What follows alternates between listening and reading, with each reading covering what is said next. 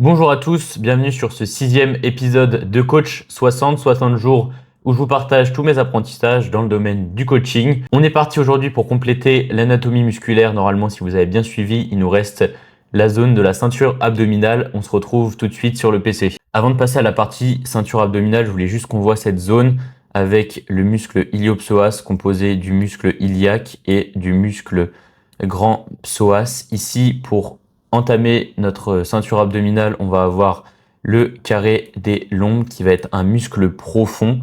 Ce muscle iliopsoas, il est impliqué, il est le principal fléchisseur de hanche. Également un muscle qui a son importance, le périnée qui est composé de différentes choses. On ne va pas rentrer dans les détails sur ce muscle-ci.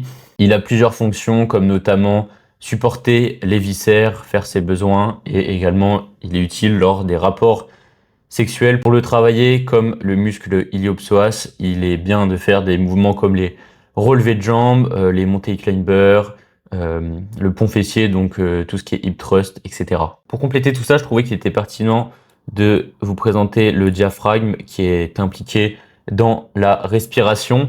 Il va se contracter lors de l'inspiration et il va se décontracter lors de l'expiration. Il est donc impliqué dans la respiration, également un petit peu la digestion et dans la circulation sanguine. Et aussi, on va avoir les muscles intercostaux que vous voyez ici. Eux, ils vont permettre de réguler les pressions sur la cage thoracique et ils vont être aussi impliqués dans la respiration. Passons maintenant à notre ceinture abdominale. On va voir le carré des lombes qui, lui, va être impliqué dans la stabilisation du tronc. On va avoir le transverse qui tire son nom du sens de ses fibres, qui va être un muscle profond. Au-dessus, on va avoir l'oblique interne qui a des fibres dans ce sens-là et l'oblique externe qui va avoir des fibres dans ce sens-là. Les obliques, ils sont impliqués dans l'inclinaison du tronc, également dans la rotation du tronc, ce qui est mouvement de Russian twist, etc.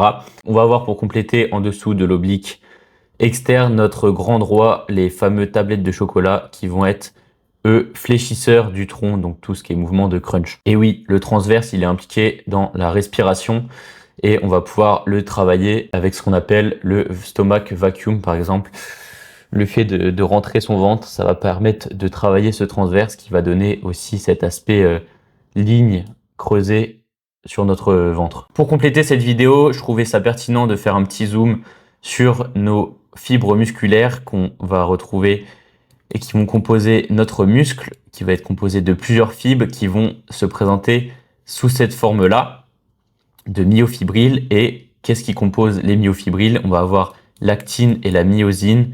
Grossièrement, quand on va contracter nos muscles, qu'est-ce qui va se passer? On va avoir ces myofilaments d'actine qui vont glisser le long de cette myosine et qui vont se rapprocher, ce qui va créer la contraction musculaire. Ce qu'il est important de savoir, c'est pas forcément les étapes en détail, mais savoir que dans cette contraction musculaire, il intervient de l'ATP, donc de l'énergie et également du calcium. Ça va être important, notamment pour savoir ce qu'il faut apporter à nos muscles pour qu'ils fonctionnent bien et que la machine puisse fonctionner. Pour terminer cette vidéo, une notion que je trouvais aussi important d'introduire dès maintenant, c'est la notion de muscle agoniste et de muscle antagoniste.